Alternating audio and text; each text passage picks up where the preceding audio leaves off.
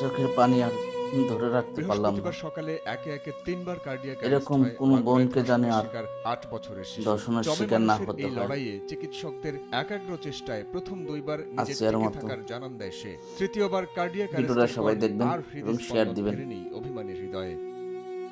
ঘৃণা, লজ্জা, অভিমানে জমে থাকা শ্বাস বুঝি চিরমুক্তি নিয়ে অসীমে মিলিয়ে গেছে।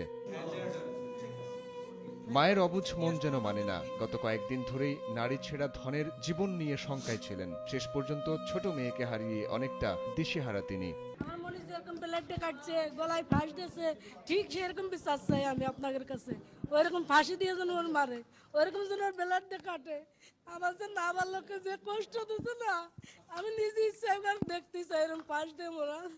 শিশুটির মৃত্যুর খবরে ঢাকা সম্মিলিত সামরিক হাসপাতালে ছুটে যান জাতীয় নাগরিক পার্টির ২ মুখ্য সংগঠক বাংলাদেশ খেলাফতে মজলিসের আমির মাওলানা মামুনুল হক। তারা দ্রুত সময়ের মধ্যে অপরাধীদের সর্বোচ্চ শাস্তি নিশ্চিত করার দাবি জানান। ৫-১০ বছর আগে আমাদের বোন আসিয়ার মতো যারা ধর্ষণের শিকার হয়েছিল তাদের বিচারগুলো হতো, তাহলে আমাদের বোন আসিয়াকে আমাদের এভাবে হারাতে হতো না।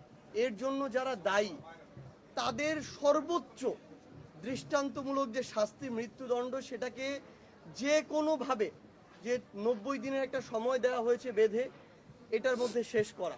দাফন হওয়ার আগেই এক্ষুনি ধর্ষকদের বিচার কার্য সম্পন্ন হওয়া, এটাই ছিল আমাদের আবেগ। কিন্তু এরপরেও আমরা আইনের যে বাধ্যবাধকতা রয়েছে সেই সময়টুকু আমরা সরকারকে দিতে চাই। সংকটাপন্ন অবস্থায় গত ৭ মার্চ রাতে ঢাকা মেডিকেল কলেজে লাইফ সাপোর্টে থাকা শিশুটিকে উন্নত চিকিৎসার জন্য নেওয়া হয় ঢাকা সম্মিলিত সামরিক হাসপাতালে। নিষ্পাপ এক কোমল প্রাণকে বাঁচিয়ে তুলতে চলে সর্বোচ্চ চেষ্টা, কিন্তু শেষ পর্যন্ত বাঁচানো গেল না মাগুরার শিশুটিকে। সাইফুল রুদ্র, সময় সংবাদ, ঢাকা।